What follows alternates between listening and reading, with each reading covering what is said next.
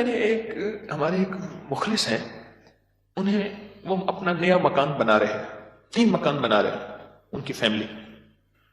میں نے انہیں ایک عمل بتایا، آج آپ کو ہی بتا دوں، طرفت عین پہ یاد آئی بات.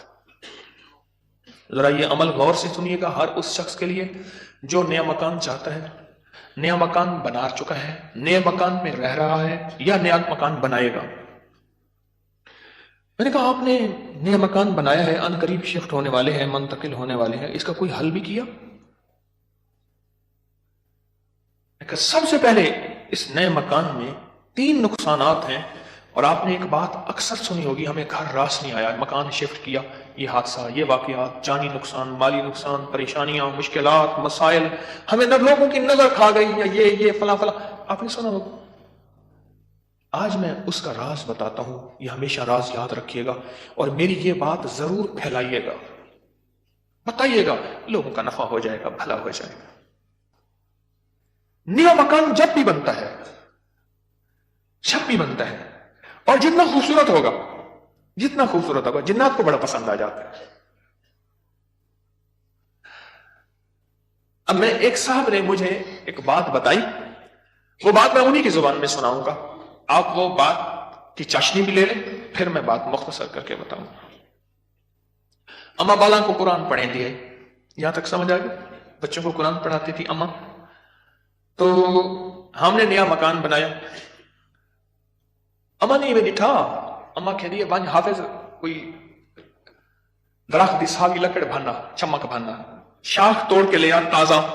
اما تازہ چاک لو کے اوپر چڑھ گئی، نیا دیمار پوے، خدا خراب کر رہے، گلو سڑو، میرا گھر تک نظر یہاں، نکلو ہی تم، نکلو.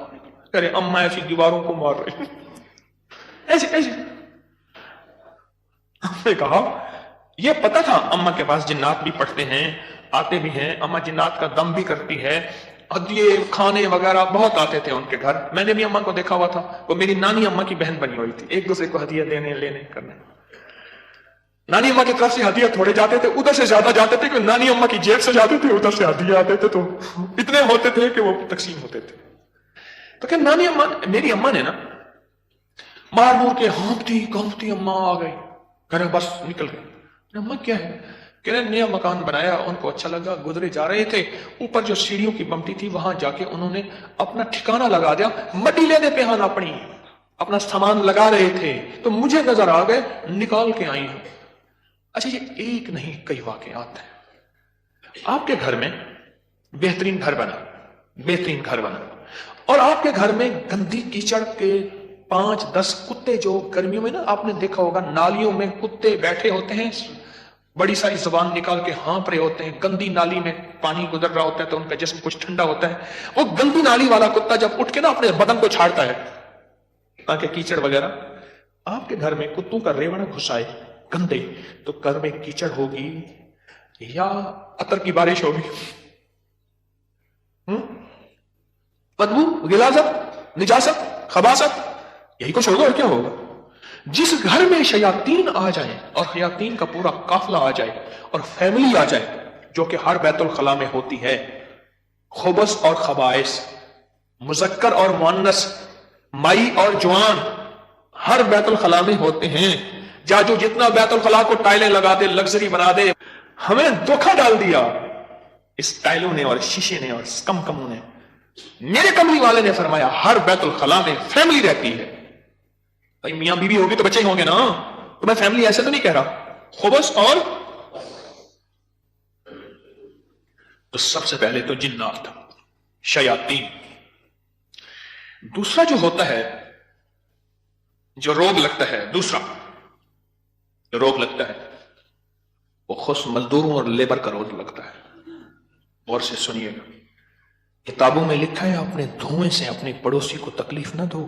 اگر تم نے کوئی مسالہ دار چیزیں، اسپائسی چیزیں، لذیذ چیزیں بنائی ہیں اور تمہارے پڑوسی کو یہ قدرت حاصل نہیں تو اس کو تکلیف نہ دو. پانی شوربے میں زیادہ ڈال دو، کچھ اس کو دے دو. اور کتابوں میں یہاں تک لکھا ہے کہ پھلوں کے چیزوں کے چھلکوں سے پڑوسی کو تکلیف نہ دو. اگر کوئی اچھی اعلیٰ چیزیں کھائی ہیں تو اپنے پڑوسی کے گھر سے دور رکھو، اس بیچارے کو تکلیف ہوگی کہ اللہ میری جیب میں بھی ہوتا، میں بھی کھاتا. یہ جو غریب لیبر آتی ہے लेबर तो गरीबी होगी ना, मिस्त्री मजदूर, इनकी नजर खा जाती है, इनकी नजर खा जाती है। मैंने बकरियां रखी, 8 बकरियां तो ज़बह हो गई और लेबर खा गई, 9वीं जो है आकर हराम हो गई, और छुरी के नीचे भी नहीं आई। मैंने कहा निकालो यहां से बकरियां, 8 तो छुरी के नीचे आई और 9वीं जो है वो खुद हराम हो गई।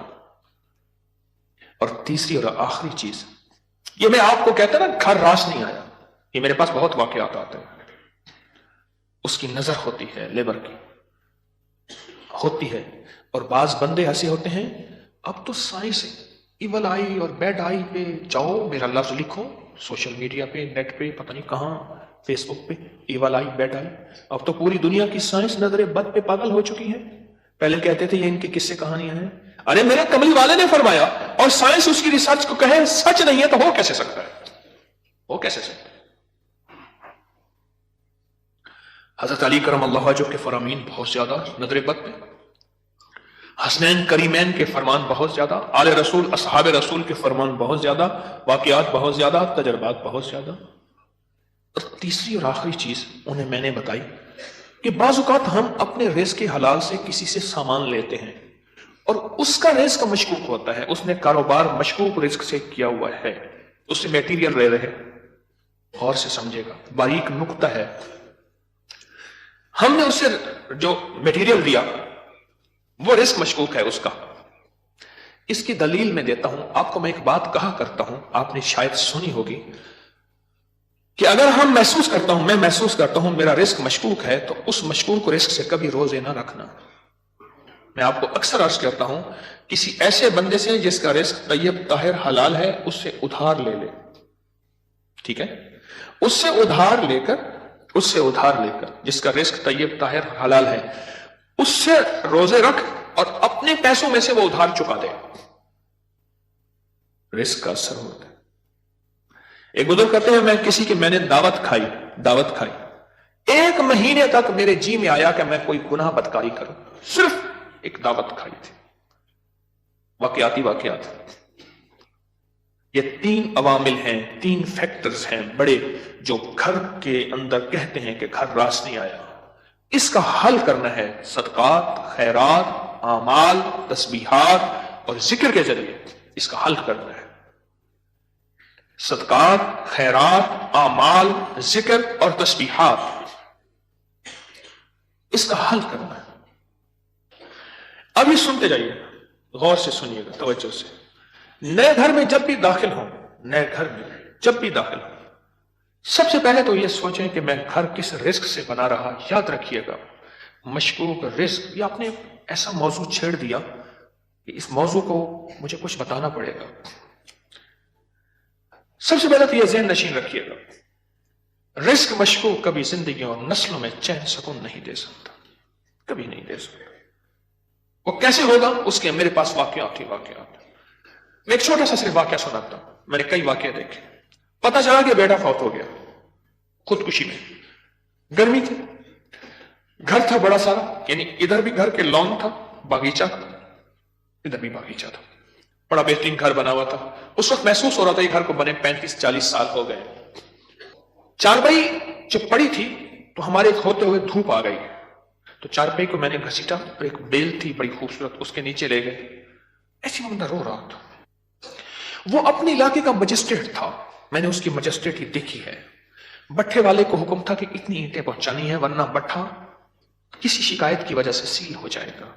सीमेंट वाले के जिम्मे थे कि इतनी सीमेंट की बोरियां पहुंचानी है, वरना तू 2 नंबर सीमेंट बेच रहा, तुझ पे ऑब्जेक्शन लग जाएगा।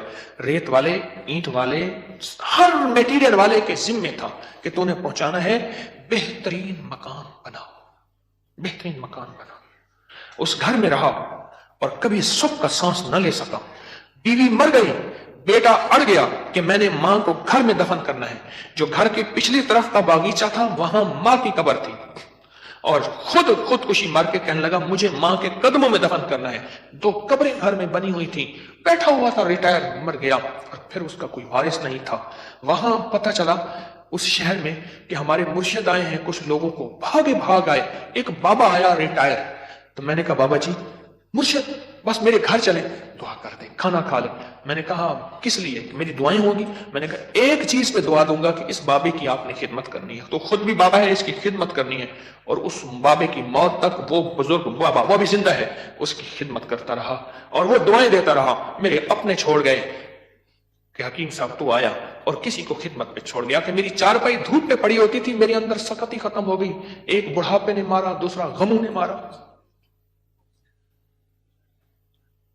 بڑا لمبا واقعہ ہے۔ سب سے پہلے رزق کے حلال، نسلوں کے لیے راحت ہے۔ اور دوسری چیز ہمارے ایک جاننے والے ہیں، ان کی زندگی میں مسائل ہی مسائل ہیں، مشکلات ہیں، غم ہی غم ہیں۔ اس غم کو وجہ، الیکٹریشین آیا، تھوڑا سا کام کیا، اس کا ہاں تجھے پیسے دوں گا، بجلی والے کا، پلمبری والے کا، مرمت والے کا، کوئی کام ہے، دھوبی کا، فلاں کا فلاں، اس نے کہا پیسے دوں گا، اور اگر اس نے پیسوں کا اصرار کیا تو اس کو دھمکایا، ڈرایا، چھوٹے چھوٹے لوگوں کے پیسے کھاتا گیا، نسلوں میں غربت، تنگ دستی نے گھیر لیا۔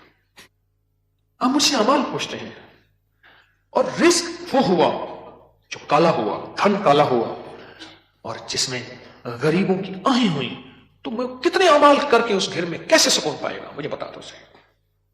اس کی مثال پتہ کیا ہے؟ خنزیر کو بڑے خوش و خضوع سے لٹا کے کہتا ہے بسم اللہ اللہ اکبر، تو خنزیر حلال ہو جائے گا۔ کتے کو لٹا کے تو کہے بسم اللہ اللہ اکبر، چھری بھی تیز ہو، قبلہ رخ بھی ہو، باوضو بھی ہو، اور تکبیر بھی پوری پڑے، تو کتا حلال ہو جائے گا؟ خنزیر حلال ہو جائے گا؟ نہیں ہوگا۔ کوئی بات نہیں، گھر چھوٹا ہے، کوئی حرج نہیں۔ ان چیزوں کے خیال کر کے اب عمل بتا رہا ہوں۔ گھر میں 81 دفعہ سورت یاسین، جب نئے گھر میں داخل ہوں 81 دفعہ سورت یاسین مل کے بیٹھ کے خود پڑھیں، کرائے کے بندے جمع نہ کریں۔ 81 دفعہ سورت یاسین، اول آخر 7 بار درود پاک، ہر دفعہ بسم اللہ الرحمن الرحیم، مل کے پڑھیں۔ ایک دوسرا، ہر کونے میں 11 دفعہ آیت الکرسی مل کے پڑھ لے، کوئی اس کونے میں گھر کا بندہ پڑھ لے، کوئی اس کونے میں، گھر کے چاروں کونے میں 11 دفعہ آیت الکرسی، اور ایک دفعہ گھر کے درمیان میں 11 دفعہ آیت الکرسی، 2، اور گھر کے چاروں کونوں میں 3 دفعہ اذان